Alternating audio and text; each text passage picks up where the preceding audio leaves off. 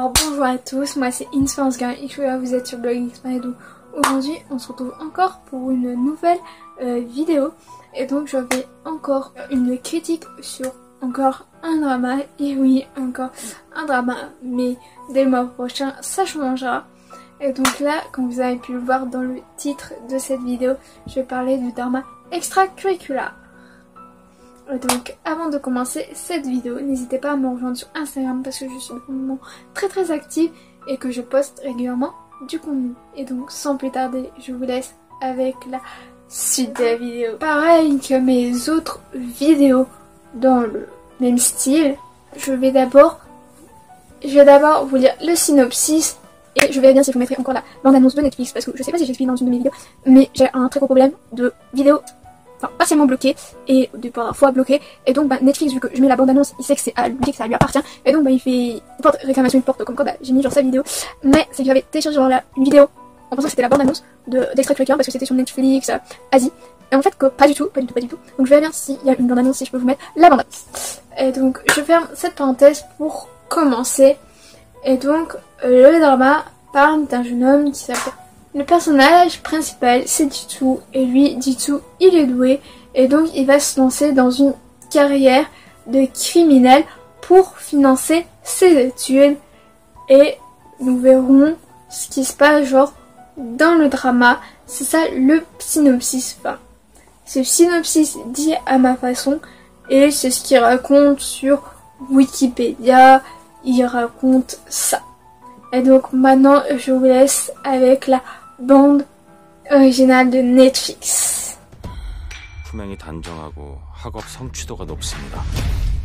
사회에 귀감이 되며 모범적인 학생입니다. 이 실장님 수고하세요. 내 꿈은 비싸다.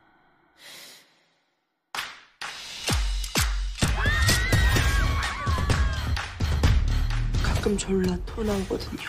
내 손냄새가요. 우리 아무것도 안 해도 쉬어지니까. 내 핸드폰 찾으려면 뭐까지 할 수 있어?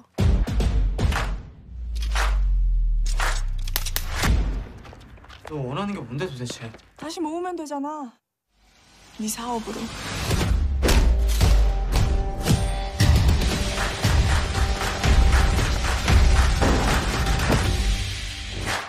너 그러다 죽어.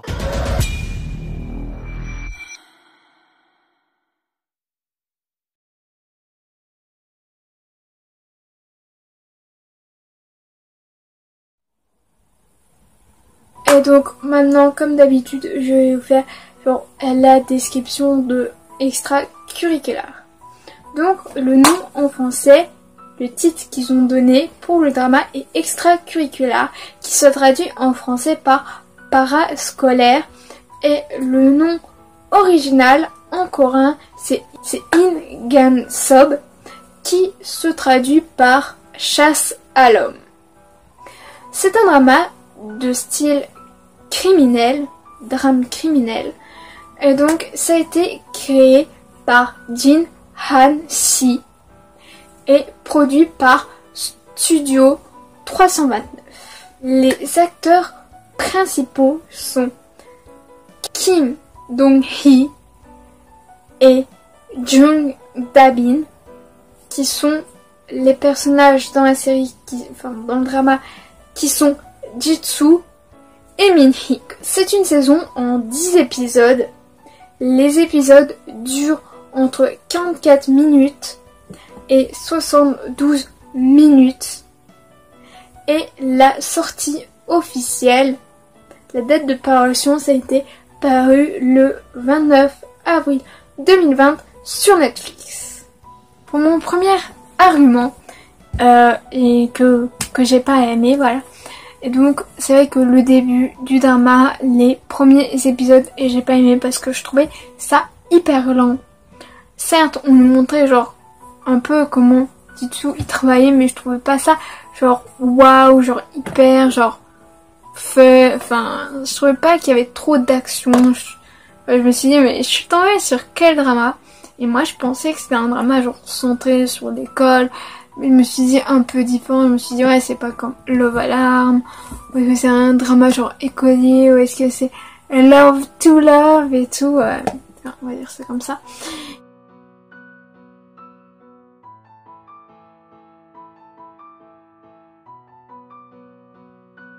Pour mon deuxième argument, c'est les personnages. Aïe aïe aïe aïe, il y en a, c'est une catastrophe.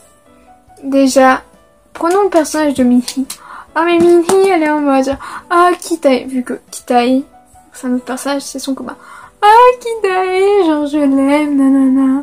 Oh mais faut que je lui fasse un cadeau parce que c'est nos X temps qu'on est en couple, genre faut que je lui offre quelque chose. Ah Kitae, Kitae, Kitae. Et puis bon bah elle est tout le temps comme ça avec Kitae. Puis après, bon, il se passe quelque chose entre deux. Ah mais Kitae, de toute façon t'es un connard, t'es ceci, t'es cela.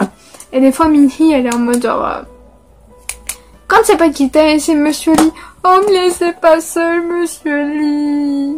Oh Monsieur Lee, mais vous êtes blessé, mais n'y allez pas. Genre j'espère que vous ferez pas ça Monsieur Lee.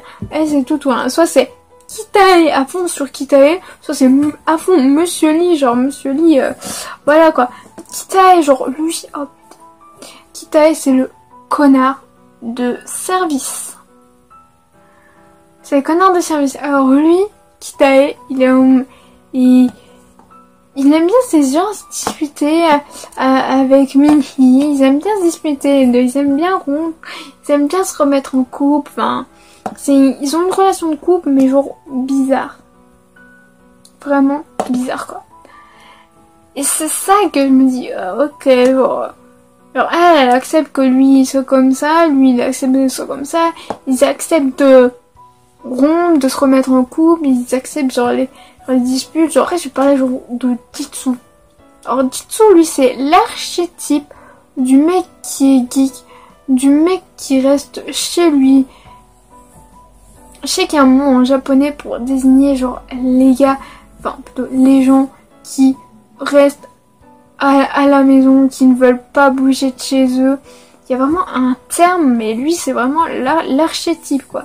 Ça se voit avec lui, il a jamais été en couple, qu'il a jamais rien fait, tous des trucs comme ça, que lui, bon bah, relation amoureuse, voilà, être en couple avec une fille, c'est genre, on va dire tout nouveau pour lui, ça se voit ça. Et puis, Yuri, alors, Yuri, je peux penser que c'est la fille genre froide, genre hyper froide, hyper franche, tout ce que vous voulez, qui pourrait s'énerver genre en un claquement de doigts, ça y est c'est bon, madame est impulsive. Mais non mais voilà quoi. Puis tu vois qu'en fait Yuri genre elle a pas envie de devenir ce que ses parents genre lui prédestinent. Oh oui mais tu vas reprendre l'affaire familiale.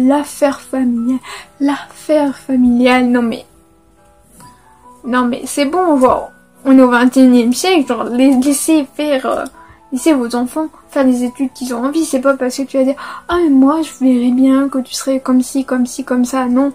Enfin, elle est pas obligée genre de reprendre genre l'affaire familiale. Et voilà quoi. On peut penser que c'est une fille genre froide, mais qui a quand même genre un cœur envers Jitsu, qui est là pour protéger genre Jitsu. Contre Kitae qui est lui jaloux possessif. Ah mais leur problème aussi de Kitae et Minhee c'est qu'ils sont possessifs à mort. Genre Minhee elle a demandé plusieurs fois si Jitsu il l'aimait, mais Jitsu il a dit mais non mais en fait Minhee c'est pas mon genre de fille. Et lui Kitae est en mode ah ouais non parce qu'à un moment c'est que Minhee elle a voulu offrir une casquette à Kitae le jour de son anniversaire ou un truc qu'ils avaient fait pour comme quoi bon bah ils fêtent leur X temps qu'ils sont en couple et là clairement ils se sont disputés les deux et lui il en voulait plus donc à un moment genre je comprends pas pourquoi Minhee genre elle a emmené la casquette genre le lendemain à l'école, elle l'a fait tomber ou je sais pas quoi, genre elle était nerveuse ou je sais pas quoi genre puis elle l'a donné dessus, oh tiens garde-le et puis Kitae après t'es jaloux parce que oh mais comment t'as eu la casquette genre normalement c'est Minhee qui me l'a offert et tout mais lui franchement il castagne tout genre lui Kitae son problème c'est qu'aussi il a un pas chiche dans le cerveau et c'est pas possible parce que à la fin du drama oh tiens bah on a fait ça à ma copine genre tiens je vais ramener des mecs genre je vais aller castagner genre surtout que à part se faire rétamer la gueule et aller au commissariat de police à part ça voilà quoi il a su avoir que ça. Mon troisième argument c'est que j'ai préféré la fin du drama au début du drama. Parce que je trouvais que, enfin, vers peut-être l'épisode 5, ça commençait à devenir genre intéressant, le drama. Ou peut-être à partir de l'épisode 4. Ça commençait à devenir intéressant, il y avait de l'action, on avait envie de genre tout savoir et tout. Alors que là, désolé mais là au début c'est comme j'avais dit, c'était pas, ça faisait pas waouh, il y avait pas ce truc qui faisait que j'étais accrochée et que à partir de l'épisode 4-5, ça y est c'est bon. On va dire que j'étais à fond dedans, genre je trouvais que là c'était genre mieux, il y avait de l'action, il y avait du rebondissement, c'était mieux que le début que je trouvais genre plat. C'était peut-être le temps qui démarre, il fallait un élément déclencheur pour qu'ensuite il y ait tous les épisodes avec de l'action, du rebondissement, enquête, machin. Non, je vais vous dire les raisons pour lesquelles vous pouvez regarder ou ne pas regarder le drama extracurriculaire. Donc, premier élément, c'est que le début du drama est vraiment lent à démarrer et à s'y mettre dedans pour ma part. Ensuite, c'est les personnages. Donc, vous allez voir qu'il y a des personnages genre hyper chiants, des personnages vraiment connards, des personnages que je sais pas, genre voilà. Et pour le dernier, c'est que là, vers le milieu du drama, c'est beaucoup mieux. Et là, vous serez plongé à fond dans le drama et vous continuerez de le regarder. La critique du drama extracurriculaire est terminée. J'espère qu'elle vous aura plu. Si elle vous a plu, n'hésitez pas à la liker, à la partager sur les réseaux sociaux, à vous abonner à la chaîne en activant la cloche des notifications. Et donc, on se retrouve samedi prochain pour ma vidéo où est-ce que je vais parler des paradoxes des gens. Et comme j'ai dit dans mon MV, enfin reaction de Blackpink, que si vous avez genre des paradoxes sur les gens, n'hésitez pas à me les mettre dans les commentaires. Et je ferai peut-être aussi une partie 2 si je trouve des trucs genre que ça m'énerve genre chez les gens. Et donc voilà, je vous fais d'énormes bisous, les sucres à conseils, on se retrouve samedi midi.